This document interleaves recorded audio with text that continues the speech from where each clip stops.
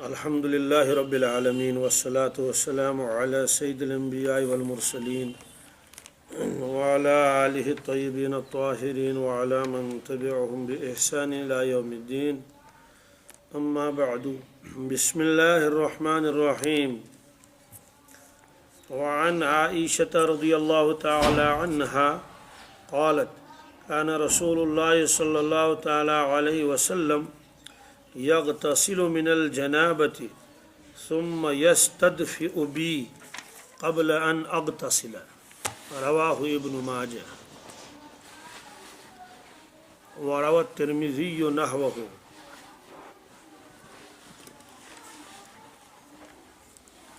حضرت عائشہ صدیقہ رضی اللہ تعالیٰ عنہ فرماتی ہیں کہ حضرت رسول اللہ صلی اللہ علیہ وسلم غسل فرماتے تھے، جنابت کا غسل، پھر تشریف لاتے تھے اپنے بستر شریف میں، اور میں چونکہ وہاں موجود ہوتی تھی اس لیے آپ آ کے گرمی کرتے تھے بستر میں، قبل ان اغتسل، اور میں نے ابھی غسل نہیں کیا ہوتا تھا.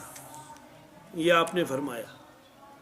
اس سے ایک اہم مسئلہ یہ معلوم ہوا، اور حضرت عائشہ صدیقہ رضی اللہ تعالیٰ عنہ نے یہ مسائل اسی لیے بیان فرمائے تاکہ امت کو یہ مسائل معلوم ہوں.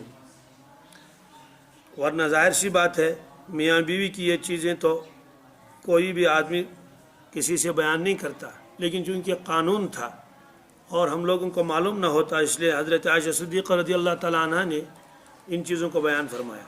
اس کا خلاصہ کیا ہے؟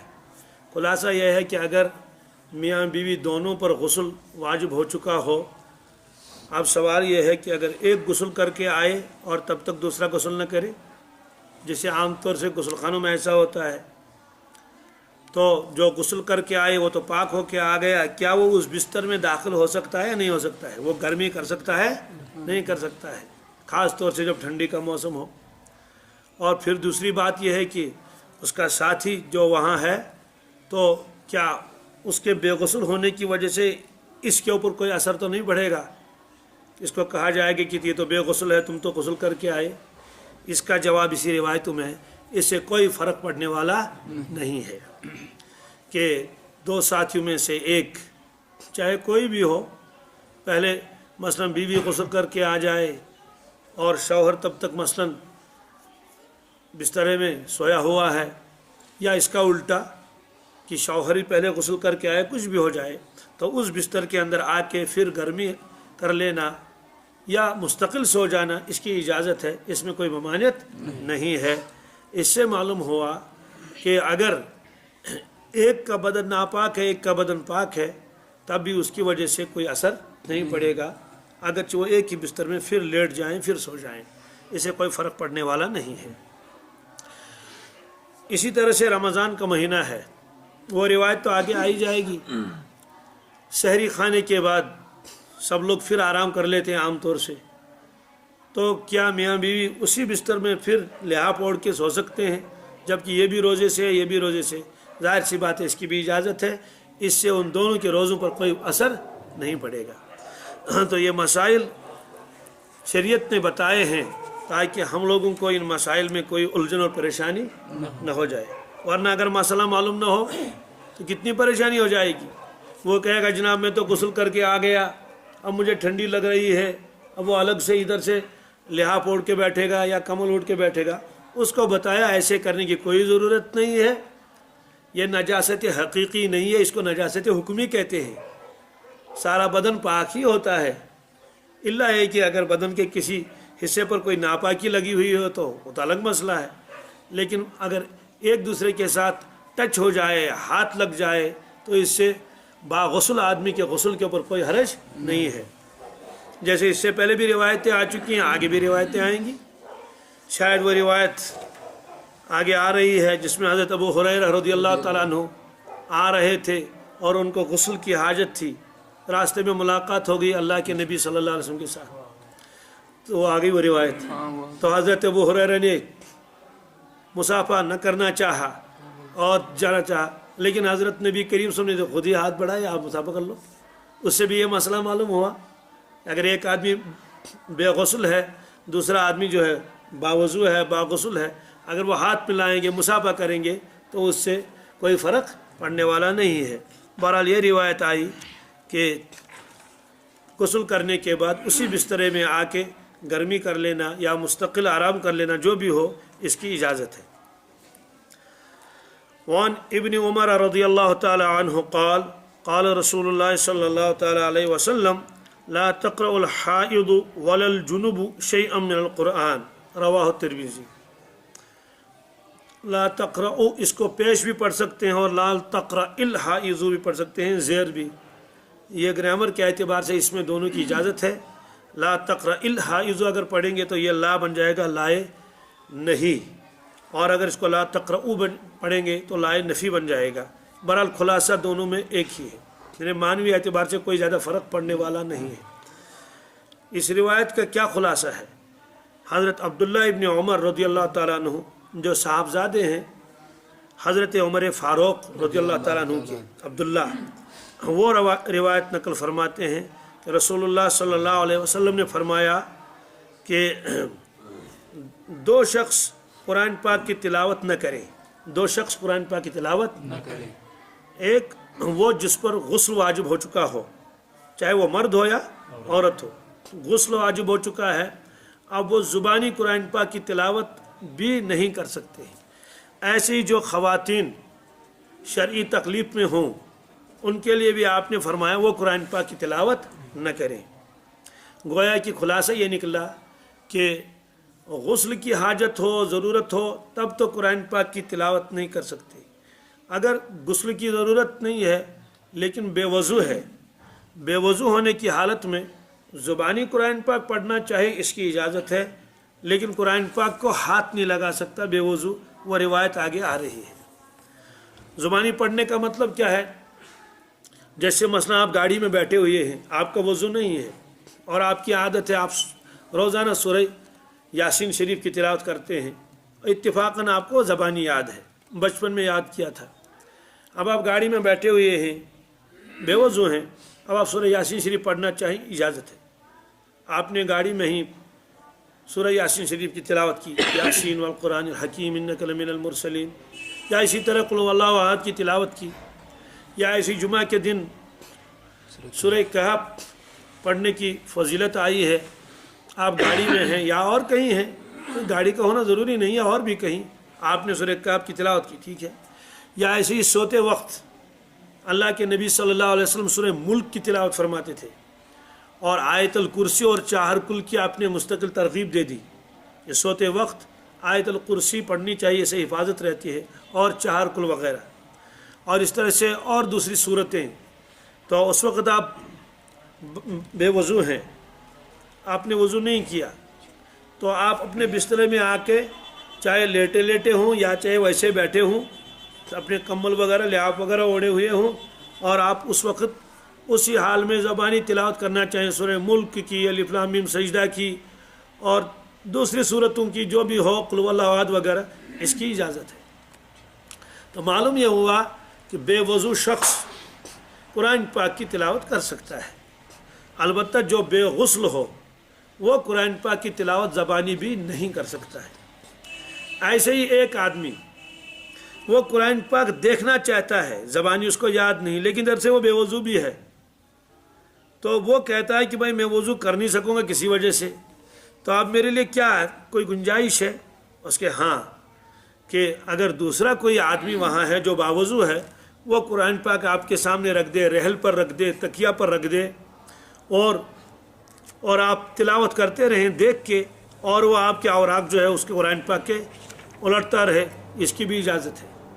یا اس نے صرف قرآن پاک کھول کے آپ کے سامنے رکھ دیا، اور آپ کے ہاتھ میں قلم ہے، پین ہے آپ کے ہاتھ میں، اور آپ اسی پین سے اسی قلم کو ہاتھ میں لے کر ایک ورق پڑھ لیا، پھر ختم ہو گیا یہ ورق، تو اسی سے آپ نے ورق کو کیا کر لیا، الٹ دیا، پھر دوسرا سبق پڑھ لیا۔ تو اسی طرح سے کسی پاک چیز سے آپ نے اوراق الٹنے شروع کر دیے، اس کی بھی اجازت ہے۔ گویا صرف ہاتھ لگانے کی تو ممانعت ہے، باقی دیکھنے کی ممانعت نہیں۔ جیسے خانہ کعبہ، طواف آپ کریں گے تو باوضو ہونا ضروری ہے، لیکن اگر آپ صرف دیکھیں گے خانہ کعبہ کو بالفرض، آپ کا وضو نہیں ہے۔ مثلا آپ वहाँ खाने काबे में थे, बैठे हुए थे नमाज के इंतज़ार में, आपका वज़ू टूट गया, अब भीड़ भाड़ बहुत है, नमाज में भी वक्त है, आप थोड़ी देर के लिए आप वहाँ बैठे हुए हैं और लेकिन काबतुल्लाह को देख रहे हैं, तो देखने की तो इजाज़त है।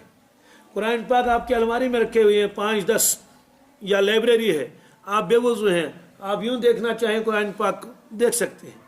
या ऐसे स्क्रीन पर कुरान पाक लिखा हुआ है, या आयतल कुर्सी दीवार पर लिखी हुई है, उसके जो आज वो आते हैं कालीन वगैरह उस पर, या किसी कागज़ पर आप यूँ देख सकते हैं, देख ले, और ज़बानी देख भी लिया और पढ़ भी लिया ज़बानी, तो इजाज़त है, कोई ममानियत नहीं है।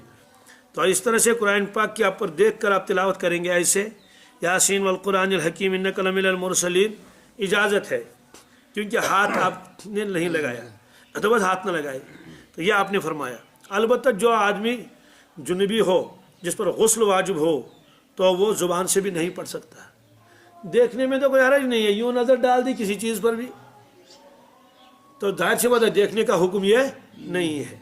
तो ये आपने फरमाया कि जुनबी जो हो, जिसको गुस्ल की हाजत हो, वो कुरान पाक की तिलावत न करे, और अगर उज़्र की हालत में है तो वो कुरान पाक की तिलावत न करे। यह मसला पहले भी आ गया कि बाज़ ख़वातीन ऐसी होती हैं, वो दुआएं पढ़ती हैं, मसलन रब्बना ला तुज़िग़ क़ुलूबना बअद इज़ हदैतना व हब लना मिन लदुनका रहमतन इन्नका अंतल वहाब। ये कुरान पाक की आयत भी है, लेकिन इधर से ये दुआ भी है। या ऐसे रब्बना आतिना फ़िद दुनिया हसनतन व फ़िल आखिरति हसनतन व क़िना अज़ाबन नार, ये दुआ भी है और कुरान पाक की आयत भी है। ऐसे रब्बना ला तजअलना फ़ितनतन लिल क़ौमिज़ ज़ालिमीन, ये आयत भी है और दुआ भी है। या इसी तरह रब्बना हब लना मिन अज़वाजिना व ज़ुर्रिय्यातिना क़ुर्रता आयुन वजअलना लिलमुत्तक़ीना इमामा, जाहिर सी बात है ये दुआ भी है और इधर से ये आयत भी है।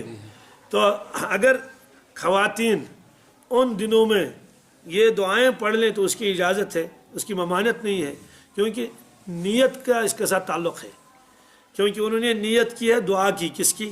दुआ की नीयत की, तिलावत की नीयत नहीं की। तो दुआ की नीयत से ये सारे जो है वो पढ़ सकती हैं, ये सारी दुआएं, अगरचे कुरान पाक में भी है। इसी तरह से ज़िक्र वगैरह की तो इजाज़त है कि जुनबी आदमी अल्लाह अल्लाह करना चाहे तो कर सकता है, सिर्फ तिलावत की ममानियत है। ऐसी ये जो ख़वातीन होती हैं वो उन दिनों में अल्लाह अल्लाह करना चाहिए, इजाज़त है।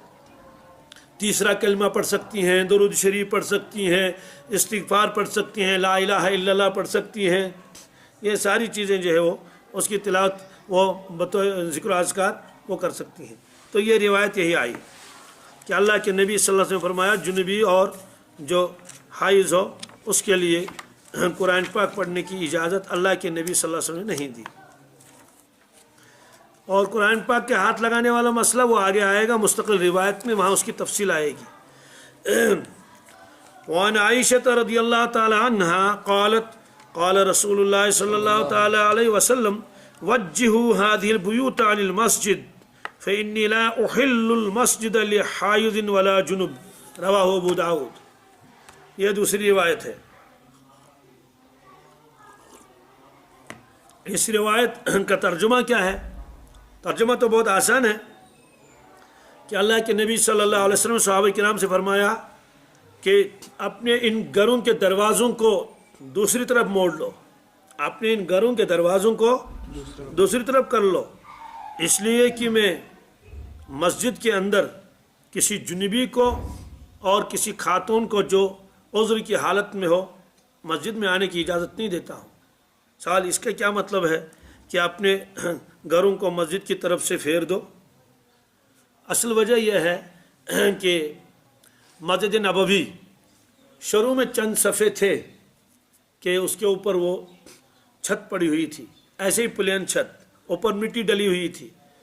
फिर जो है हय्या अलस सलाह और हय्या अलल फलाह, इसकी जानिब से यहाँ से लेकर वहाँ तक दीवारें थी, और हय्या अलल फलाह में तो हुजरात भी थे। उसके बाद सामने बहुत बड़ा हिस्सा था खुला हुआ, बिल्कुल यहाँ से लेकर वहाँ तक। तो इसी तरह से ऐसे भी वहाँ से वहाँ तक था, हय्या अलस सलाह की जानिब से दूर तक ये हिस्सा खुला हुआ था, इसमें दीवार बंदी नहीं थी। अब इसी मस्जिद के उधर को सहाबा किराम के मकानात थे, ایک لائن تھی صحابہ کنار کے مکان، کس کا یہ یہاں مکان، کسی کا وہاں، کسی کا یہاں. اب چونکہ راستہ بھی یہی تھا، یہ لوگ جب بازار وغیرہ سے آتے تھے تو اسی مسجد پاک کے صحن سے گزر کے اپنے گھروں میں جاتے تھے، کیونکہ دروازہ ہی ادھر سے ہے. تو یہ ابتدا میں تھا، دروازے ادھر سے تھے. اب بعض لوگ ادھر دوسرے طرف سے بھی جاتے تھے، اور کیا کیا کرتے تھے، تو عموماً جلدی میں تو آدمی تو گزر ہی جاتا تھا، اور کوئی باقاعدہ مسجد اس طرح بندی ہوئی نہیں تھی کہ قالین بچھے ہوئے ہوں. بالکل صحن تھا، لیکن وہ مسجد کے حدود کے اندر تھا. تو جب آپ نے دیکھا کہ ادھر سے تو راستہ بن رہا ہے، گویا کہ لوگ آ رہے ہیں، اپنے گھروں کو جا رہے ہیں، نماز کے لیے آئیں تو الگ مسئلہ ہے. آپ نے فرمایا یہ جو گھروں کے تمہارے دروازے ادھر کو ہیں، مسجد کی طرف کھلتے ہیں، یہ دروازے بند کر لو، دوسری طرف سے اپنے دروازے بنا لو. کیوں؟ آپ نے فرمایا کہ ویسے آدمی چلے ٹھیک ہے، چلو چل گیا، لیکن مستقل راستہ بھی نہیں بنا سکتا. پھر دوسری بات یہ ہے کہ کبھی آدمی بے غسل بھی ہوتا ہے، تو اس کو بے غسل ہونے کی حالت میں بھی اسی راستے سے گزرنا پڑتا ہے، اور یہ حصہ مسجد کا ہے. آپ نے فرمایا کہ یہ دروازے بند کر لو ادھر سے، اور ادھر والے دروازے کیا کر لو، کھول دو ادھر سے دروازے، یعنی یہاں سے آمد رفت نہ رہے، بند کر دیا گیا. اس سے معلوم ہوا کہ مسجد کو راستہ بنانا جائز نہیں ہے. مسجد کے اندر سے راستہ بن گیا. اب یہاں تو وہ صورتحال نہیں ہے، لیکن باہر یہ صورتحال ہے. کیا؟ مسجد کا صحن بہت لمبا ہے، یہاں سے لے کر وہاں تک، اور بالکل کھلا ہوا ہے. جیسے دلی کی جامع مسجد وغیرہ آپ نے دیکھی ہوں گی، بہت ساری مسجدیں ہیں. ہاں تو اس میں ایسا ہی ہے کہ لوگ اس کو ادھر رہتے ہیں تو بس مختصر شارٹ کٹ کرنے کے لیے وہ مسجد کے اس دروازے سے داخل ہو گئے، اور اس دروازے نکل گئے تو جو بازار ہے بازار کے اس طرف پہنچ گئے. کیونکہ ادھر سے جائیں گے تو ذرا چکر لمبا پڑے گا. تو اس کی اجازت نہیں ہے کہ اللہ کے گھر کو کیا بنا دیا جائے، راستہ بنا دیا جائے. تو اس کی ممانعت ہے. آپ نے فرمایا ان گھروں کے اس کو پھیر دو. پھر چھوٹے چھوٹے دروازے بھی تھے، کھڑکیاں. تو کبھی صحابہ کرام ان کھڑکیوں سے بھی اندر آ جاتے تھے نماز پڑھنے کے لیے، حالانکہ اس وقت نماز پڑھنے کے لیے آتے تھے. آپ نے فرمایا یہ سارے کھڑکیاں بند کر لو. فرمایا ساری کھڑکیاں بند کر لو بھائی، ادھر جو مسجد میں کھلتی ہیں. اللہ خوخت ابی بکر صدیق رضی اللہ تعالیٰ. البتہ ایک کھڑکی اجازت ہے کھلی رکھنے کی، اور کس کی؟ فرمایا حضرت ابو بکر صدیق کی کھڑکی رضی اللہ تعالیٰ، بس. اور کسی کی کھڑکی کھلی ہوئی نہیں ہونی چاہیے. اور وہ کھڑکی کہاں تھی؟ وہ جگہ آج بھی متعین ہے، انہیں موجود ہے وہ آج جگہ. کیسے؟ جب انشاءاللہ آپ سب حضرات اور ہم سب پہنچ جائیں گے مدینہ طیبہ، تو باب السلام سے داخل عموماً ہوتے ہیں لوگ سلام عرض کرنے کے لیے. تو باب السلام کے اوپر وہ ایک جو ہے وہ سبز مینارہ بنا ہوا ہے باب السلام کے اوپر. بس وہ مینارہ وہی ایک ہی ہے اس رنگ کا اور اس شیعت کا. اس سے داخل ہو جاتے ہیں تو باب السلام کے بغل میں بالکل اسی کے ساتھ ایک دروازہ اور ہے، اس کو باب الرحمہ کہتے ہیں. کیا؟ باب الرحمہ. تو باب الرحمہ کے ساتھ ہے باب ابو بکر صدیق، اس کے بالکل ساتھ میں. تو اس کو باب ابو بکر صدیق اس لیے کہتے ہیں کہ وہ مکان تھا حضرت ابو بکر صدیق کا. اب جب آپ اندر داخل ہو جائیں گے، اندر داخل ہو گئے دالان کے اندر، پھر اگر آپ واپس پیچھے کو مڑیں گے، ایسے جب مڑیں گے تو وہاں روغن سے لکھا ہوا ہے حاذی خوخت ابی بکر صدیق رضی اللہ تعالیٰ عنہ. گویا کہ یہ وہ جگہ ہے جہاں کھڑکی بنی ہوئی تھی حضرت ابو بکر صدیق کی. تو وہ آپ نے اجازت دے دی، باقی فن سب بند کر لو.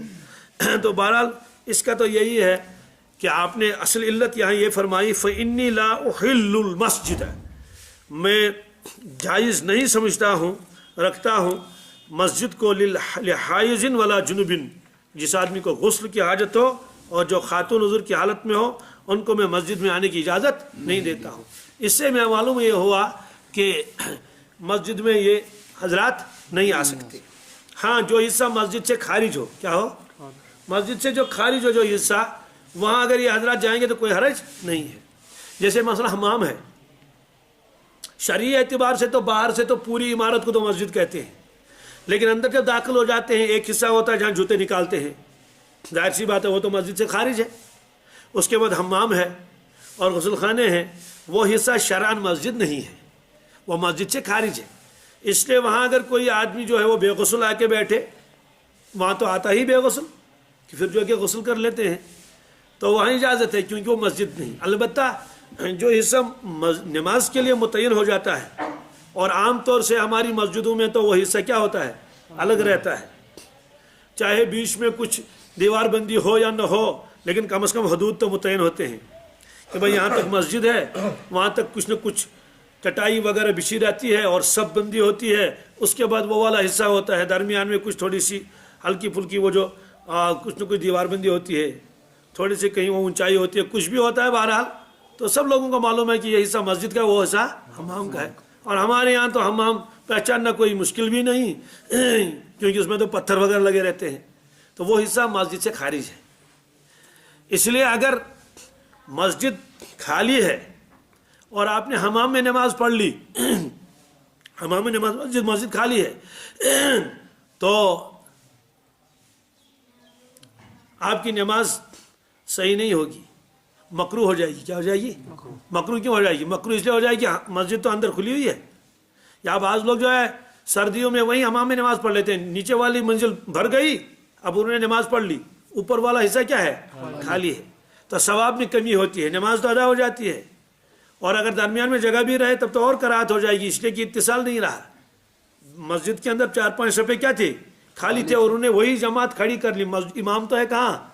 مسجد میں، اور وہ انہوں نے صف کہاں باندھی؟ حمام میں باندھی صف۔ اگرچہ مسجد مکان واحد ہے تو لیکن بہرحال یہ ہے کہ ان کو چاہیے کہ مسجد میں آ جائیں، اور اگر مسجد بھر گئی ہے تو اوپر والی منزل میں چلے جائیں، کہ اوپر والی منزل مسجد ہے اور وہ حمام مسجد نہیں ہے۔ لیکن اگر نیچے والا حصہ بھر گیا پھر بھی حمام میں لوگ نماز پڑھتے ہیں، نماز تو ہو جاتی ہے، لیکن مسجد کا ثواب نہیں ملے گا۔ سوال کیوں؟ اس لیے کہ مسجد اوپر کھلی ہوئی ہے۔ اچھا اگر اوپر مسجد بھر گئی تب تو بالکل مسجد کا بھی ثواب مل جائے گا، چاہے وہ راستے میں نماز کیوں نہ پڑھ لیں۔ تو بہرحال تو مسجد کا حکم الگ ہے اور حمام کا حکم الگ ہے۔ حمام میں اب مسئلہ ہے کہ نماز آئے گی یا نہیں آئے گی، یہ ایک مستقل مسئلہ ہے۔ یہاں کشمیری تو بہت پتہ نہیں کیا کیا جھگڑے اور لڑائی کرنے پر تیار ہو جاتے ہیں۔ حمام جو ہے نا، حمام کتابوں میں لکھا ہے کہ حمام میں نماز جائز نہیں ہے، کتاب میں لکھا ہے، لیکن وہ حمام یہ ہمارا حمام نہیں ہے، وہ غسل خانہ مراد ہے۔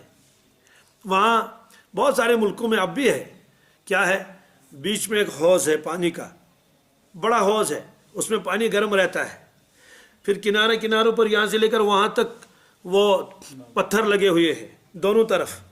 وہ حمام میں جاتے تھے وہ لوگ، وہاں نہاتے تھے، نہانے کے بعد وہاں کپڑے وغیرہ لگاتے رہتے تھے یا صابن وابن لگاتے تھے، وہ ہے حمام کا، اس میں نماز جائز نہیں۔ اسی حمام کے بارے میں حضرت عائشہ صدیقہ رضی اللہ تعالیٰ عنہ نے فرمایا کہ مرنا بہتر ہے لیکن حمام میں جانا بہتر، تو ظاہر سی بات ہے وہی حمام مراد نہیں، اس کو عربی میں صفہ کہتے ہیں۔ کیا؟ یہ صفتن ہے، ایک چبوترا سا ہے، تو یہاں نماز پڑھنے میں کوئی حرج نہیں ہے، وہ تو وہاں ممانعت ہے کیونکہ وہ گندا بھی ہوتا ہے اور وہ گیلا بھی ہوتا ہے، وہ ہے۔ لیکن ترجمہ کرنے والوں پر اللہ رحم فرمائے، انہوں نے حمام کا ترجمہ کیا کیا؟ حمام کر لیا اور یہاں مسائل کھڑے ہو گئے۔ یہ جو یہ حمام ہے اس میں نماز بلا کراہت جائز ہے۔ مثلا ایک آدمی سنتیں وہاں پڑھنا چاہے سردی کی وجہ سے، اجازت ہے، اگرچہ مسجد میں پڑھنا افضل ہے لیکن وہاں بھی نماز پڑھ سکتا ہے۔ یا ایسے ہی مسجد میں جماعت ہو چکی ہے، 2-4 آدمی اور آ گئے، اب وہ دوسری جماعت پڑھنا چاہتے ہیں، تو جماعت ثانی مکروہ ہے۔ اس بستی کے جو رہنے والے ہیں وہ اسی مسجد میں دوسری جماعت قائم کریں، اس کی کراہت ہے، اجازت نہیں، اس لیے کہ وہ تو پھر تو پہلی والی جماعت کا تو گویا کہ وہ کوئی افادت ہی نہیں رہے گی۔ 1:30 بجے جماعت ہوئی تھی، کوئی 1:45 بجے آ گیا، کوئی 2 بجے آیا، کوئی 2:15 بجے آیا، کوئی 2:30 بجے آ گیا، مستقل 4-4 6-6 8-8 آدمی نے جماعتیں بنا لی، بس ٹولیاں بن گئی۔ وہ جو مسجد میں میقات الصلاۃ لگا ہوا ہے اور مسجد میں گھڑی لگی ہوئی ہے اور یہ ساری چیزیں تو بیکار ہو جائیں گی۔ تو اس طرح سے فرمایا کہ بھائی دوسری جماعت نہیں کر سکتے، تاکہ دوسرے دن یہ دنیا کے کام چھوڑے اور وقت پر آئے، کیا کرے، پہلے جماعت پڑھ لے۔ اس لیے کہ اذان تو اسی لیے ہوتی ہے نا، اذان جو ہوتی ہے وہ پہلی والی جماعت کے لیے ہوتی ہے، دوسری والی جماعت کے لیے نہیں۔ ہاں کوئی مسافر ہے، اس بستی کا رہنے والا نہیں ہے، اچانک پہنچ گیا اور مسجد سے علاوہ کوئی جگہ بھی نہیں ہے، صحن نہیں ہے اور کوئی چیز نہیں ہے، خارج مسجد کوئی صاف جگہ نہیں ہے، تو وہ اگر مسجد میں جماعت کرنی چاہیں دوسری جماعت، چونکہ مسافر ہیں، اس گاؤں کے رہنے والے نہیں ہیں، جماعت والے دیر سے پہنچ گئے تبلیغ والے، تو ان کی اجازت ہے کہ ایک کونے میں، کس کیا، ایک کونے میں اپنی جماعت وہاں کر لیں۔ اور اس میں یہ بھی لکھا ہے تکبیر نہ پڑھیں، کیا جی، یہ لکھا ہے فقہاء کرام نے۔ کیوں؟ اس لیے کہ ایک تکبیر यहाँ हो चुकी है, अब ये दूसरी तकबीर कैसी? जैसे दूसरी अजान नहीं दे सकते और दूसरी तकबीर भी इस मस्जिद में नहीं पढ़ सकते हैं। क्यों? कहते हैं ये कि आज़मत के खिलाफ है। क्या है? असल में हम लोगों को अंदाज़ा नहीं कि जमात क्या चीज़ है, यानी नमाज जमात के साथ पढ़ना। इसीलिए अल्लाह के नबी सल्लल्लाहु अलैहि वसल्लम ने फरमाया, मेरा जी चाहता है कि यहाँ मस्जिद में और किसी को इमाम बना लूँ और लोगों से कहूँ कि जमात पढ़ लो, खुद मस्जिद से निकल जाऊँ और जवानों की एक जमात साथ ले लूँ और फिर देखूँ कौन कौन घर में नमाज पढ़ रहा है, कौन कौन घर में नमाज पढ़ रहा है। तो फिर लकड़ियाँ जमा करके उनके घरों में आग लगा दूँ और उनको वहीं जला दूँ। किसमें? घरों के अंदर ही, घरों के अंदर ही आग जला दिया, उनको बाहर नहीं निकल, मैं कहूँ जलो वहीं। क्यों? मस्जिद क्यों नहीं आई? मस्जिद इससे मालूम है अगर दूसरी जमात की इजाज़त होती तो अल्लाह के नबी से इतनी जो सख्त नाराज़गी का इजहार नहीं फरमाते। हाँ ठीक है, ये जमात नहीं, दूसरी जमात कर लेंगे, तीसरी करेंगे, चौथी जमात कर लेंगे। तो इस तरह से फरमाया कि असल जमात तो वही है जो पहली वाली जमात है, दूसरी जमात ही क्या है। तो अगर दूसरी तीसरी चौथी जमात की इजाज़त दे दी जाए तो फिर तो पहली वाली जमात का तो कोई वो नहीं रहेगा। हाँ, जो मस्जिदें एयरपोर्ट पर हैं, रेलवे स्टेशन पर हैं, बस अड्डों पर हैं, जहाँ इमाम भी मुतय्यन नहीं, मुक्तदी भी मुतय्यन नहीं, सिर्फ 10 से लेकर 4 तक मुलाजमी नमाज पढ़ते रहते हैं, वहाँ 50 जमातें पढ़ लीजिए। इसलिए कि वहाँ इमाम भी मुतय्यन नहीं, मुक्तदी भी मुतय्यन नहीं, जमातें आ जाती हैं चली जाती हैं और 24 घंटे वहाँ रश रहता है लोगों का। वहाँ जमात सानी करने की क्या है? इजाज़त है, वहाँ पाबंदी। मालूम ये हुआ कि जमात सानी की पाबंदी इस बुनियाद पर है। तो बहरहाल हमाम में जमात करना चाहें आप, इजाज़त है। क्यों? इसलिए कि नमाज के लिए शर्त है जगह का पाक होना। क्या? जगह का पाक होना। मुझे बताइए, हमाम नापाक है पाक है? इसलिए वहाँ कुत्ता नहीं आता, वहाँ गोबर नहीं, वहाँ कीचड़ नहीं, वहाँ जूता लेकर कोई नहीं चलता, वो बिल्कुल साफ शफाफ पत्थर है। बल्कि बाज़ मरतबा तो हमाम को भी धोया जाता है। हमाम उस क्या करन सफाई वफाई करन छलन चुकन पच्च हमाम तावन। और कभी किसी को भी आपने वहाँ नहीं देखा, थूक कोई नहीं डालता, नाक वहाँ कोई साफ नहीं करता। अब आप कहेंगे जनाब बेगुसल आदमी तो आते हैं वहाँ, क्या आते हैं? आके बैठ जाते हैं, तो उसकी वजह से वो ज़मीन नापाक नहीं होगी। जैसे हमारे घर नापाक नहीं होते, हमारा बिस्तरा नापाक नहीं होता, हमारे जूते नापाक नहीं होते, क्योंकि नजासत हुक्मी है, नजासत हकीकी नहीं है। हाँ, नजासत हकीकी कहीं भी लग जाए, जैसे गोबर लग जाए और गंदगी लग जाए तो वो चीज़ नापाक होगी। लेकिन बेवजू आदमी किसी चीज़ को हाथ लगाए तो गिलास नापाक हो जाएगा क्या? बेगुस्ल आदमी गिलास को हाथ लगाए तो गिलास नापाक हो जाएगा क्या? बेगुस्ल आदमी का पाँव किसी चीज़ के ऊपर पड़ जाए वो चीज़ नापाक तो नहीं होगी। तो बेगुस्ल आदमी आके बैठ गया हमाम में, हमाम नापाक कैसे हो जाएगा? हमाम पाक ही रहेगा। अब सवाल यह है कि अगर वो ज़्यादा गर्म है, क्या है, बहुत ज़्यादा गर्म है कि आदमी सजदा भी नहीं कर पाता है, तो जाहिर सी बात है तो गर्मी की वजह से तो कराहत हो जाएगी कि तुम्हारा सजदा ठीक तरह से अदा नहीं हुआ। क्या युथी डकत्रो उनका सिज हमाम सिज अतलोगुस्तोत, तब तो हम कहेंगे भाई ये पत्थर ज़्यादा गर्म है। वो चाहे हमाम के पत्थर ज़्यादा गर्म हो या बाहर के पत्थर ज़्यादा गर्म हो। जैसे अहले अरब के यहाँ इतने ज़बरदस्त पत्थर गर्म होते हैं, अल्लाह अकबर, मदीना तैयबा और मक्का शरीफ में, कि अगर आदमी खड़ा रहे तो लगता है कि उसकी जो है पाँव की खाल जो है वो बिल्कुल जल जाएगी, कोई चल नहीं पाता यहाँ से लेकर वहाँ तक, हरगिज़ नहीं। अब सवाल है कि तवाफ़ कैसे करते हैं, तो फिर वो क्यों नहीं जलते हैं? उसकी वजह यह है कि वो जो पत्थर उन्हें बनाए हैं वो गर्म होते ही नहीं, वो गर्म वो बनाते हैं वो पत्थर, उसमें वो कुछ क्या क्या लगाते हैं, एक किस्म का सीमेंट होता है और उसमें क्या क्या डालते हैं, कुछ केमिकल वगैरह, तो चाहे कितनी ही धूप हो वो पत्थर गर्म होते ही नहीं। इससे तवाफ़ करने वालों को कोई परेशानी नहीं होती। और जहाँ से वो पत्थर ख़त्म हो गए दूसरे पत्थर लगा दिए हैं तो वहाँ जो पाँव रखना दुश्वार हो जाता है, तो गर्मी की वजह से। और अगर हमाम के ऊपर आपने कोई चीज़ बिछा ली, फिर चाहे कितना ही गर्म हो और आप इत्मीनान से नमाज पढ़ सकते हैं तो कोई हर्ज नहीं। यही हुक्म घर के हमाम का है। किसका? घरों में आज हमाम है ना छोटे छोटे, तो छोटे छोटे हमाम अपने घरों में है, आप वहाँ नमाज पढ़ सकते हैं, तिलावत कर सकते हैं, जिक्र कर सकते हैं, अल्लाह अल्लाह कर सकते हैं। तो वो हमाम जो है वो उसमें नमाज पढ़ना मकरूह नहीं है। वो जो किताबों में हमाम का लफ्ज़ आया है वो मुराद ये है वहाँ के जो वो हमाम है जो यहाँ उबार मुल्कों में थे, वो यहाँ हमाम यहाँ नहीं होते हैं जहाँ लोग गुस्ल करते थे। क्या करते थे? गुस्ल कर लिया और वहीं फिर بیٹھے اور وہاں لوگ اکثر ننگے ہوتے تھے، سطر کا پورا اہتمام نہیں ہوتا تھا، اسی لیے حضرت عائشہ صدیقہ رضی اللہ تعالیٰ نے فرمایا کہ مرنا تو بہتر ہے، کیا مرنا تو بہتر لیکن حمام میں جانا بہتر نہیں۔ وہاں یہ کیوں فرمایا مرنا تو بہتر ہے؟ ورنہ اس حمام میں تو خواتین بھی آ سکتی ہیں، مثلا آپ نے وہ نماز پڑھنا چاہیں، مثال کے طور پر کسی سفر میں آپ جا رہے ہیں، میاں بیوی ساتھ ہیں، تو وہ گرمی کرنا چاہے گرمی بھی کر سکتی ہے، بیٹھنا چاہے بیٹھ بھی سکتی ہے، اور مسجد میں بھی نماز پڑھ سکتی ہے، کوئی یہ بھی اتنا کوئی وہ نہیں ہے۔ ہماری خواتین تو ڈرتی ہیں بیچاری مسجد میں آنے سے، ایک تو ہے کہ ان کو دعوت دی جائے آ جاؤ جماعت کر لو، اس کی تو اجازت نہیں ہے، وہ اپنے گھروں میں پڑھ لیں، لیکن سفر میں ہیں آپ، سری نگر گئے ہیں آپ، اسلام آباد گئے ہیں، کہیں گئے ہیں، نماز کا وقت آیا ہے تو اس میں جو ہے وہ کہتے بقت پڑھ نماز میں، آپ تو مسجد میں داخل ہوئے، ایسا لگتا ہے جیسے نعوذ باللہ من ذالک کوئی بڑا گناہ کبیرہ کیا ہے۔ اگر کوئی خاتون بھائی باپردہ خاتون ہے، پردے میں ہے، وہ بھی وضو بنا لے، بات سمجھ آ گئی، اور وہاں تو اس وقت کوئی ہوتا بھی نہیں، کیونکہ عام طور سے سفر میں تو دیر سویر ہو ہی جاتی ہے، تو آگے بالکل مسجد کے اندر آ کے وہ نماز پڑھ سکتی ہے خواتین، جیسے مسجد نبوی میں نماز پڑھتے ہیں، جیسے کعبۃ اللہ میں نماز پڑھ لیتی ہیں۔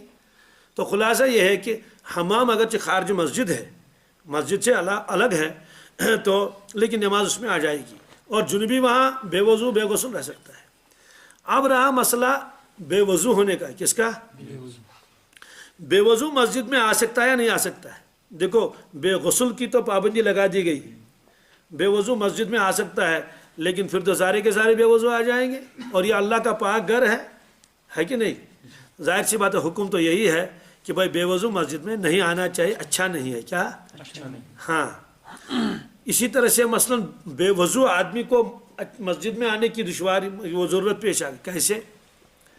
مسجد کا منتظم ہے، حمامی ہے، کھڑکیاں ساری بند کرنی ہیں، کھلی رہ گئی ہیں، پنکھے کھلے رہ گئے ہیں، لائٹ بند کرنی ہے، اب وہ بے وضو ہے، تو اس کام کے لیے مسجد کے اندر داخل ہو جائے اور جلدی سے اپنے سب کھڑکیاں بند کر لے اور لائٹیں بند کر لے، اتنی کی تو اجازت ہے، وہ نکل گیا باہر، کیونکہ وہ بے غسل نہیں ہے۔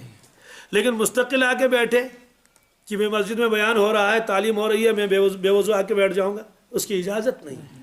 جیسے تبلیغ والے ہیں نا، چونکہ 24 گھنٹے ان کو کہاں رہنا پڑتا ہے، ان کے لیے یہ ہے کہ وہ وضو کر کے آ جائیں پھر مسجد میں بیٹھیں۔ لیکن اگر کوئی ایسا ہے اس کا وضو ہی نہیں ٹھہرتا بیچارے کا، ہر 5 منٹ کے بعد وضو ٹوٹ جاتا ہے، ہر 5 منٹ کے بعد وضو ٹوٹ جاتا ہے، تو وہ تعلیم میں بیٹھے گا کیسے؟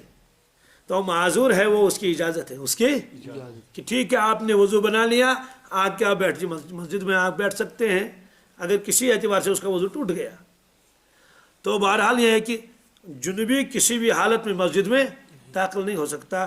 اور اسی طرح سے وہ خواتین جن کو شرعی تکلیف ہو، ایسے ہی کعبۃ اللہ کے اندر ہے، حج کو گئی ہیں خواتین، عمرہ کرنے کے لیے گئی ہیں، اب طواف تو نہیں کر سکتی، مسجد حرام کے اندر بھی داخل نہیں ہو سکتی، لیکن جو باہر والا ایریا ہے، صحن ہے، اس میں جانے میں کوئی ممانعت، اگرچہ وہ مسجد ہی کے ساتھ جڑا ہوا ہے، صحن ہے، لیکن مسجد کے حدود سے وہ باہر ہے۔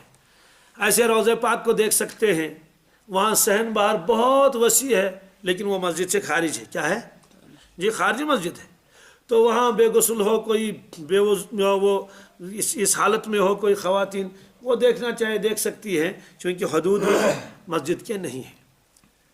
البتہ جہاں سے مسجد کے حدود شروع ہوتے ہیں وہاں وہ اندر داخل نہیں ہو سکتا ہے۔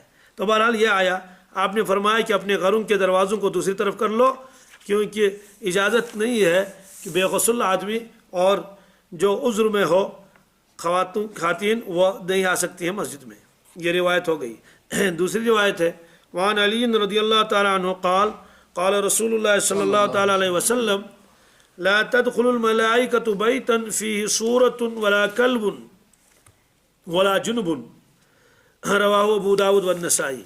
یہ روایت بھی بہت اہم ہے، روایتیں تو ساری ہی اہم ہیں۔ کیا؟ حضرت علی رضی اللہ تعالیٰ عنہ فرماتے ہیں رسول اللہ صلی اللہ علیہ وسلم نے فرمایا کہ لا تدخل الملائکۃ بیتا فیہ صورۃ ولا کلب ولا جنب، رحمت کے فرشتے اس گھر میں داخل نہیں ہوتے ہیں، کس گھر میں؟ جس میں تصویر لٹکی ہوئی ہو، کیا ہو؟ تصویر لڑکی، اور جس میں کتا ہو اور جس میں کوئی جنبی ہو، گویا رحمت کے فرشتے نہیں جاتے ہیں، باقی فرشتے جو جائیں گے رحمت کے فرشتے۔ ایک تو وہ گھر جس میں تصویر ہو. تصویر سے کیا تصویر مراد ہے؟ کون سی تصویر مراد ہے؟ تصویر سے مراد ہے ذی روح تصویر، جاندار تصویر. جیسے آج نے کبوتر کی تصویر لٹکا رکھی ہے، ادھر شیر بنا ہوا ہے، ادھر آپ کی اپنی تصویر لٹکی ہوئی ہے. تو یہ تصویریں جس گھر میں ہوں رحمت کے فرشتے وہاں داخل نہیں ہوتے ہیں. لیکن اگر بے جان ہے، مثلا کوئی عمارت ہے، مسجد پاک کا فوٹو ہے، خانہ کعبہ ہے، مسجد نبوی کی تصویر ہے، اور اسی طرح سے اور کیلنڈر پر کوئی مسجد بنی ہوئی ہے، یا اسی طرح سے کوئی گرینری سینری ہے، کوئی درخت ہے، کوئی آبشار ہے، تو یہ فوٹو اگر لگے ہوئے ہیں تو وہ اس ممانعت میں داخل نہیں ہے. یا وہ ہے جو صورت ہو یعنی جاندار، اس میں فرشتے داخل نہیں ہوتے ہیں. کیوں داخل نہیں ہوتے ہیں واللہ عالم. ممانعت ہے. اللہ کے نبی صلی اللہ علیہ وسلم نے فرمایا ان تصویروں کو لٹکا کے نہیں رکھنا چاہیے، تصویریں رکھنی نہیں چاہیے. آپ نے یہ فرمایا. وہ تصویر چاہے کاغذ پر بنی ہوئی ہو یا وہ مجسمہ ہو، تو دونوں کا ایک ہی حکم ہے. اس میں ہم لوگ کی بہت بے احتیاطی ہے. جس گھر میں دیکھیں گے تو وہ شو الماری بنی ہوئی ہوتی ہے، 8-10 تصویریں تو اس میں ہوتی ہیں، بچوں کی تصویریں اور نقلی تصویریں اور کیا کیا. ہاں بعض مرتبہ وہ ایک چھوٹی بچی اور چھوٹا سا بچہ وہ قرآن پاک پڑھ رہا ہے دکھائی دیا جاتا ہے. تو چاہے کوئی بھی ہو بہرحال ممانعت ہے، نہیں رکھ سکتے. بعض اگر نقلی براق ہے، کیا ہے نقلی براق ہے، وہ براق دیکھا تھا کس نے؟ اگر اصلی براق کی بھی تصویر ہوتی تب بھی ممانعت ہے، اس لیے کہ تو جاندار ہے. بعض اگر دلدل کا وہ فوٹو لگا ہوا ہے، یہ سب ممانعت ہیں. تو وہاں فرشتے رحمت کے داخل نہیں ہوتے ہیں. گھروں میں ان چیزوں کو نہیں رکھنا چاہیے. تو بہرحال یہ تفصیل اس کے آگے بھی آئے گی. اس میں یہ ہے کہ جو مجسمے ہیں، جو چیزیں ہیں، ان کو رکھ سکتے نہیں رکھ سکتے. تو اس میں بعض علماء جو ہیں وہ اجازت دیتے تھے، جیسے گڑیا وغیرہ کہ بھائی گڑیا رکھتے تھے. حضرت عائشہ صدیقہ رضی اللہ تعالیٰ عنہ کی یہاں گڑیا تھی. اس کا جواب دیتے ہیں تو وہ تو صرف ایک کپڑا تھا اس طرح کا، اور اس کو لپیٹا ہوا تھا، تو اس میں ادھر سے ادھر تاگا بندھا ہوا تھا. نہ اس میں آنکھ تھی، نہ اس میں کان تھے، اور نہ اس میں دوسرے اعضا تھے. لیکن آج کل کی گڑیا جو ہے نا، آپ دیکھ لیجئے، وہ تو بولتی بھی ہے، وہ تو یوں بھی کرتی ہے آنکھوں کو، ہے نا. اس کے تو باقاعدہ لپسٹک بھی لگا ہوا ہے، اور سنہرے بال بھی لگے ہوئے اس کے، اور باقاعدہ اس کو جوتا بھی پہنا ہوا ہے، اور اس کے لباس بھی پہنا ہوا ہے. تو اسی لیے بعض حضرات نے اس کو بھی صورت کے حکم میں داخل کر لیا. فرمایا اس کی بھی ممانعت ہے، کیونکہ یہ بالکل انسان کے ساتھ کیا ہے، ملتی جلتی شکل ہے. ایسے ہی کہیں کبوتر کی شکل ہے، کہیں اونٹ کی شکل ہے، کہیں اس کی وہ جو حدیثوں میں آتا ہے گڑیا، تو اس کی گڑیا کی یہی کہ وہ ایک کپڑا تھا، تو اس میں کوئی اس کے اعضا نمایاں نہیں تھے. تو اس لیے خاص طور سے بر صغیر کے علماء اس پر بھی پابندی لگاتے ہیں. ایک مرتبہ وہاں لکھنؤ میں ایک سیمینار ہوا تھا کہ مصر کے علماء بھی اس میں آئے تھے، پورے دنیا کے. وہ کہتے تھے کہ حدیث پاک میں جو ممانعت ہے فوٹو کی، وہ تو تمثال ہے. تمثال کے معنی مجسمہ، اسٹیچو. تو یہ تصویر جو ہے یہ اس میں داخل نہیں ہے. اس پر بحث تھی، سیمینار تھا، سارے لوگ اپنے مقالے لکھ کر لائے تھے. ہمارے ایک استاد بھی اس میں تھے.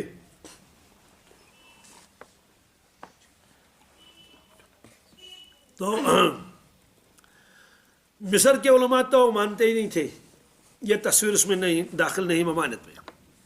علماء ہند، علماء پاکستان وغیرہ یہ کہتے تھے یہ اس میں داخل ہے. دلائل اپنی اپنی جگہ تھے. اس کے بعد مفتی صاحب نے بتایا کہ صبح کو فجر کے بعد نماز کے بعد ہم ٹہلنے جا رہے تھے، تو مصر کے شیخ میرے ساتھ تھے، وہ جو علماء تھے. وہ ندی میں نے بھی دیکھی ہے، لکھنؤ میں ہے، ندوۃ العلماء کے قریب میں. وہاں قریب میں وہ جو ہے وہ ایک ندی بہہ رہی ہے. تو ندی کے کنارے پر وہاں بڑے بڑے وہ بورڈ لگے ہوئے ہیں، اس میں کچھ تصویریں بنی ہوئی ہیں ان کے معبودان کی. معبودان وہ باطل ہیں، ان کے تصویریں بنی ہوئی ہیں. تو وہاں بہت سارے لوگ آ کے وہاں پوجا کرتے ہیں. تو میں نے شیخ سے کہا انظر یا شیخ، میں نے شیخ سے اشارہ کرے، میں نے کہا شیخ دیکھ لو کہ یہ تمثال ہے یا تصویر ہے. ام حاجی صورت ام تمثال. شیخ نے یہ دیکھا، حیران ہو گیا. تو مفتی صاحب نے بتا دیا. اپنا سر پکڑ کے بیٹھ گیا شیخ مصر کا. کہنے لگا کہ ہم کو تو اس عالم کی تو خبر ہی نہیں. یہاں تو کہ تصویروں کی بھی پوجا ہوتی ہے. کس کی؟ یہاں تو کاغذ کے اوپر کچھ بنا ہوا تو اس کی بھی پوجا ہوتی ہے. تو اس نے فوراً کہہ دیا، جب واپس آ گیا اس نے کہا علماء ہند کا جو فتویٰ ہے یہی صحیح ہے، یہی صحیح ہے۔ انہوں نے کہا ہم تو مصر کے رہنے والے ہیں، ہمیں تو یہ بھی معلوم بھی نہیں کہ کاغذ کی بھی پوجا ہو رہی ہے۔ تو اب تو مسلمان بھی اللہ بچائے کہ وہ کاغذ کی پوجا کرتے ہیں۔ ہمارا ایک رشتہ دار ہے ایک جگہ، بہرحال اس کے پیر کی تصویر گھر میں ہے۔ جب وہ صبح جائے گا تو نماز بھی پڑھتا ہے، تو جائے گا تو تھوڑا سا اس کو بھی کیا کرے گا، سلام کر لے گا اور ہاتھ جوڑ کے کہے گا پیر صاحب بدراس قائم ہے۔ شام کو آئے گا تو ضرور اس کو وہ کرے گا، ظاہر سی بات ہے وہ تو ایک تصویر ہے نا۔ تو اسی سے تو پھر بت پرستی شروع ہو جاتی ہے اور شرک میں آدمی مبتلا ہو جاتا ہے۔ شریعت نے پابندی لگا دی، ان تمام تصاویر کو کیا کر لو، ختم کر لو، یہ تصاویر نہیں ہونے چاہیے۔ تو یہ تو مسلمانوں کا حال ہے۔ اور آپ نے دیکھا ہوگا سکھوں کے یہاں جو گاڑیاں جو ڈرائیور اکثر چلتے ہیں ان کی گاڑی میں چڑھ کے دیکھو تو تصویر تو ہے نا، صبح اٹھیں گے اور اپنا وہ اس میں پوجا پاٹ کر لیں گے اور کچھ اگربتی وغیرہ بھی جلا لیں گے۔ اس لیے بہرحال فرمایا گیا کہ زیرو کی تصویر جس گھر میں ہو رحمت کے فرشتے وہاں داخل نہیں ہوتے ہیں۔ ولا کلب، دوسرے نمبر پر کتا ہے، کیا جہاں کتا ہو وہاں بھی رحمت کے فرشتے داخل نہیں ہوتے۔ سوال ہے کہ یہ کون سا کتا مراد ہے؟ ایک تو یہ کتے جو آوارہ کتے ہیں، سول ہزم سول ہون نچن اوڑی اوڑ، ہاں یہ تو ہے ہی نہیں، اس کا تو کوئی مالک نہیں ہے۔ تو وہاں کتے سے مراد ہے جو آدمی کتے کو پالتا ہو، جیسے انگریز پالتے ہیں، اس کے لیے مستقل وہ انتظام کیا جاتا ہے، اس کو وہ جاکٹ وغیرہ بھی پہنایا جاتا ہے اور صبح مارننگ واک اور شام کو ایوننگ واک اس کو کیا جاتا ہے، باقاعدہ اس کے لیے گوشت خرید لیا جاتا ہے، اس کو روٹی بنائی دی جاتی ہے، مستقل ایک ملازم اس کے ساتھ لگا ہوا یا گھر کے فرد وقتاً وقتاً اس کی خبرگیری کرتے رہتے ہیں، وہ کتا مراد ہے۔ اس کتے کو پالنے کی ممانعت ہے کہ ایسے کتے کو گھر میں مت رکھو۔ کیوں؟ انسان اشرف المخلوقات ہے۔ ارے اگر پالنا ہے تو بھیڑ پال لو، بکری پال لو، گائے پال لو، کم از کم دودھ بھی حاصل کر لو۔ کتے سے کیا حاصل ہو جائے گا؟ ظاہر سی بات ہے کتیا کا دودھ تو نہیں پی سکتا، کتے کا گوشت نہیں کھا سکتا، وہ نجس ہے، وہ ناپاک ہے، تو پابندی لگا دی گئی۔ بعض لوگ کہتے ہیں کہ ہے ہونس گژھِ نہٕ بتائی تراؤن تیل، کیا حدیث پاک میں ہون مرچ چھون کی حدیث میں ہے کہ کتے کو پالنا ممنوع ہے، اس لیے اس کو روٹی کا ٹکڑا بھی مت ڈال دو۔ اس کا مفہوم الگ ہے، اس کا مفہوم الگ ہے۔ کتے کو روٹی کا ٹکڑا ڈالنا ممنوع نہیں ہے۔ آپ کے صحن میں کتے ہیں، آ رہے ہیں جا رہے ہیں، آپ دسترخوان جھاڑ لیجئے، آپ ان کے لیے کچھ روٹی وغیرہ کا ٹکڑا رکھ دیجئے، ڈال دیجئے، ثواب ملے گا۔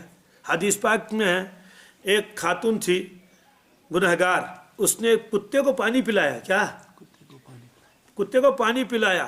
اللہ کے نبی صلی اللہ علیہ وسلم فرمایا اللہ تعالیٰ نے اس خاتون کی مغفرت کر دی، میں نے اس کو جنت میں دیکھا۔ یہ رسول اللہ صلی اللہ علیہ وسلم نے فرمایا۔ یہ روایت تو بخاری شریف میں بھی ہے اور دوسری کتابوں میں بھی ہے۔ تو معلوم ہے کہ کتے کو کھانا ڈالنا یہ الگ مسئلہ ہے اور پالنا الگ مسئلہ۔ تو یہ جو ہم کتے ہمارے آنگن میں ہوتے ہیں اس کو کون پالتا ہے؟ مرے تو کون پوچھنے جائے گا؟ کچھ بھی نہیں۔ تو اس لیے کتے کو کھانا ڈالنا، روٹی کا ٹکڑا ڈالنا، اس کی اجازت ہے، ثواب ملے گا۔ اور یہ بھی تو مخلوق ہے، یہ کہاں جائیں گے؟ تو پیچھے بھوکے مریں گے۔ لیکن مستقل اس کو کیا کرنا ہے؟ اس کو پالنا، جیسے ہم بھیڑ بکریاں پالتے ہیں کہ بیمار ہو جائے تو پھر اس کے لیے ویٹرنری کے پاس جا کر وہاں سے انجیکٹ وہ لائے، اس کی ممانعت ہے۔ فرمایا کہ جس گھر کے اندر یہ کتا ہو تو وہاں رحمت کے فرشتے داخل نہیں ہوتے۔ سوال ہے کہ جو بکروال ہوتے ہیں ان کے پاس بھی کتے رہتے ہیں۔ کوئی آدمی بستی سے دور باغ میں اس نے مکان بنایا ہے، وہاں رات کو ڈر لگتا ہے، یا اور حفاظت کے لیے کسی نے کتا رکھا ہے، اس کی اجازت ہے، اس کی ہاں، لیکن اس کو بھی باہر ہی رکھے۔ کتا ہے تو باہر ہے، اسی طرح سے باغ میں کتا ہے تو اس کی اجازت ہے، چونکہ وہ اس وقت ضرورت ہے، ضرورت کے وقت ہاں وہ بھی رکھ سکتا ہے۔ جو گاؤں سے باہر بستی سے دور رہتا ہو اور رات کو ڈر ہو کہ ڈاکو آ جائیں گے، چور آ جائیں گے، ویسے ہی ڈر لگتا رہتا ہے، وہ اگر کتا رکھے گا تو اس کی اجازت ہے، وہ اس کا ایک مقصد ہے، اس کا ایک۔ لیکن اپنے گھر کے اندر رکھے کتا بلا ضرورت، کوئی مقصد ہی نہیں، وہ اس ممانعت میں داخل ہے۔ پھر جو کتے کے ساتھ رہتا ہے نا تو کتا چاٹتا بھی ہے، اور کتے کے پلوں کو اب تو باقاعدہ جو ہے وہ گود میں بھی لیا جاتا ہے، اور ان کی تصویریں تو بہرحال ہر گھر میں ہیں۔ ہمارے ایک صاحب ہیں بہت عجیب غریب باتیں کر لیتے ہیں۔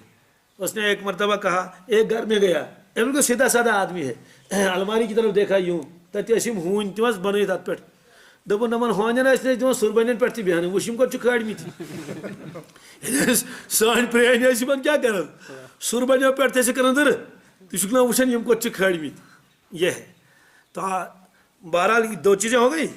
تیسرا ٹکڑا ہے ولا جنبن، جو آدمی بے غسل ہو. کیا ہو؟ بے غسل. تو اس گھر میں بھی فرشتے داخل نہیں ہوتے ہیں. سوال بے غسل ہونے سے کیا مراد ہے؟ مراد ہے جو اس کا عادی ہو اور وہ غسل کرنے میں تاخیر کرتا ہو، پھر نماز بھی قضا کرتا ہو. نماز بھی اتفاقاً غسل میں دیر ہو جائے وہ اس ممانعت میں داخل نہیں ہے. ظاہر سی بات ہے غسل کرنے میں تو دیر ہو ہی جائے گی، لیکن فجر کی نماز جماعت سے نہ چھوٹے اور قضا میں نہ ہو جائے. یہ روایت آئی. آگے اور بھی